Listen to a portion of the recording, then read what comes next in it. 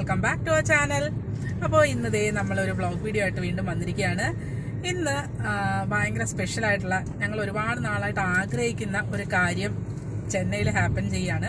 അപ്പോൾ അത് കാണാൻ വേണ്ടിയിട്ടാണ് കേട്ടോ ഞങ്ങൾ രാവിലെ പോകുന്നത്. ഇപ്പോൾ ഈവൻറ്റ് വന്നിട്ട് ഒരു 11 മണിക്കാണ്, പക്ഷേ ഞങ്ങളൊരു 8 മണിയൊക്കെ ആയപ്പോൾ തന്നെ ഇവിടുന്ന് ഇറങ്ങിയിട്ടുണ്ട്.